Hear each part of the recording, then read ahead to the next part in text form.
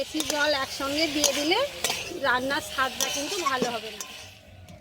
নমস্কার বন্ধুরা, অন্নপূর্ণা হেসেলে সবাইকে স্বাগত জানাই। আজকে আমরা আপনাদের সঙ্গে শেয়ার করব খুব সহজ ও সবার প্রিয় একটি রেসিপি, তা হলো রুই মাছ, আলু আর ফুলকপির ঝোল।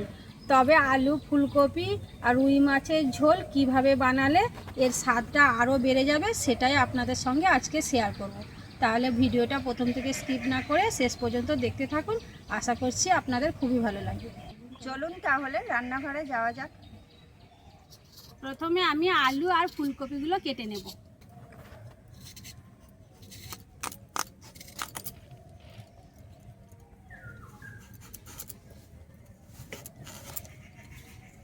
এইভাবে আমি আলুগুলোকে লম্বা লম্বা করে কেটে নিয়েছি।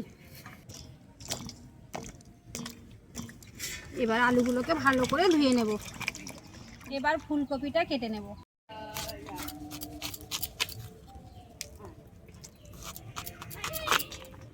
ফুলকপিটাও আমি একটু বড় বড় করে কাটবো। ফুলকপিগুলো আমি এইভাবে কেটে নিয়েছি। ফুলকপিটাও আমি ভালো করে ধুয়ে নিয়েছি।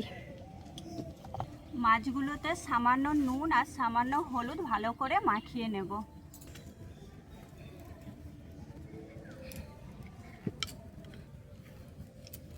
এইভাবে ভালো করে নুন হলুদ মাখিয়ে নেব।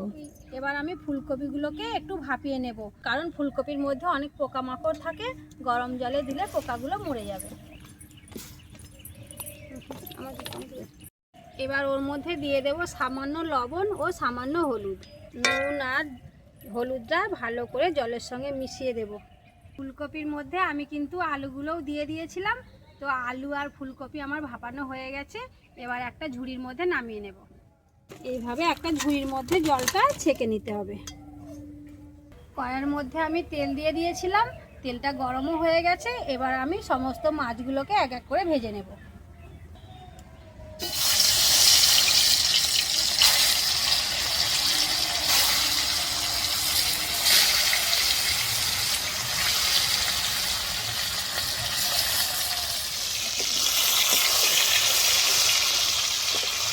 এইভাবে বেশ লাল লাল করে ভাজতে হবে। দেখুন কত সুন্দর লাল লাল করে ভাজাটা হয়েছে। একটু ভালো করে লাল লাল করে ভেজে নিলে মাছের ঝোলের স্বাদটাও ভালো হয় আর মাছগুলো ভেঙে যাওয়ারও ভয় থাকে না। সমস্ত মাছগুলো আমার বেশ ভালো করে ভাজা হয়ে গেছে। এবার আমি একটা থালার মধ্যে তুলে নিচ্ছি। ওই তেলের মধ্যে আমি আলু আর ফুলকপিগুলোকে ভেজে নেব। প্রথমে আলুগুলোকে আমি ভেজে নিচ্ছি। আলুগুলোকেও আমি বেশ লাল করে ভেজে নেব। আলুগুলো আমার লাল লাল করে ভাজা হয়ে গেছে, এবার তুলে নিচ্ছি।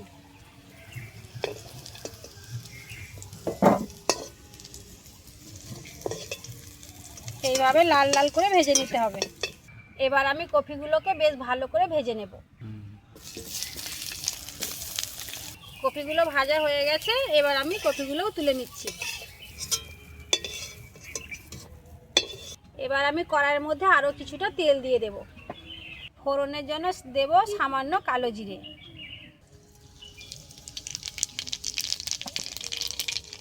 এটাকে একটু নাড়াচাড়া করার পরে দিয়ে দেব পেঁয়াজ বাটা।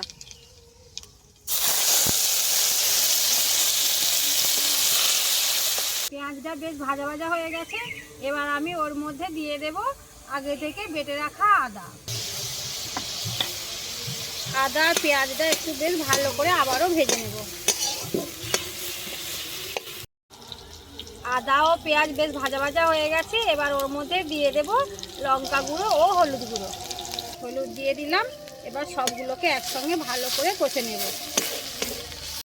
এবার ওর মধ্যে দিয়ে দিচ্ছি হাফ চামচ জিরে গুঁড়ো ও হাফ চামচ ধনে গুঁড়ো।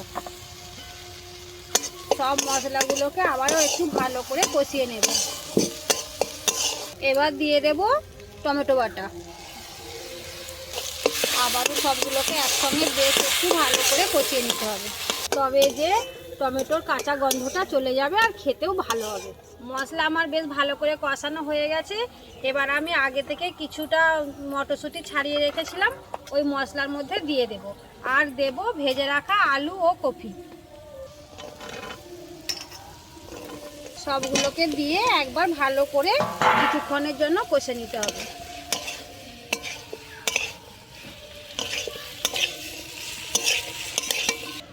এখানে কিন্তু একসঙ্গে বেশি জল দেব না, অল্প অল্প জল দিয়ে একটু করে কষবো। বেশি জল একসঙ্গে দিয়ে দিলে রান্নার স্বাদটা কিন্তু ভালো হবে না। মশলার সঙ্গে আলু ও কফি বেশ ভালো করে কষানো হয়ে গেছে। এবার ওর মধ্যে দিয়ে দেব পরিমাণ মতো জল। এখানে যেহেতু আলু আর কফি আমার সেদ্ধ করা আছে, তাই খুব বেশি জল দেব না, এই জলটাতে আমার রান্নাটা হয়ে যাবে। এবার দিয়ে দেব স্বাদ মতো লবণ। এবার 5 মিনিটের জন্য ঢাকা দিয়ে দেব।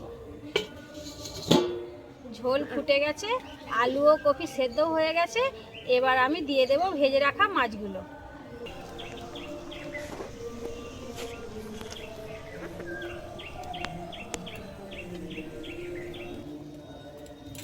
মাছগুলোকে একটু ভালো করে ঝোলের সাথে ডুবিয়ে দিতে হবে। এইভাবে ঝোলের মধ্যে ভালো করে ডুবিয়ে দিতে হবে। আবারও কিছুক্ষণের জন্য একটু ফুটতে দেব, তবে যে মাছের রসটা বেরিয়ে তরকারির স্বাদটা খুব ভালো হবে। বন্ধুরা, আমাদের ভিডিও যদি আপনাদের ভালো লেগে থাকে তাহলে আমাদের চ্যানেলটি অবশ্যই সাবস্ক্রাইব করে আমাদের পাশে থাকবেন। আর সাবস্ক্রাইব করার পর পাশের বেল আইকনটি ক্লিক করে নোটিফিকেশানটি অল করে দেবেন, যাতে আমাদের নিত্য নতুন ভিডিও সবার আগে আপনাদের কাছে পৌঁছে যেতে পারে। ফেসবুক থেকে দেখলে ফলো করবেন। এবার আমি মাছের ঝোলটা একটা পাত্রের মধ্যে নামিয়ে নেব।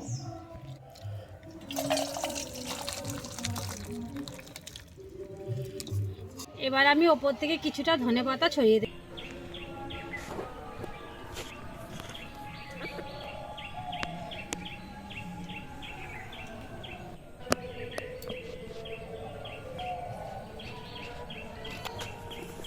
বন্ধুরা, আমাদের ভিডিও আমরা এখানে শেষ করলাম।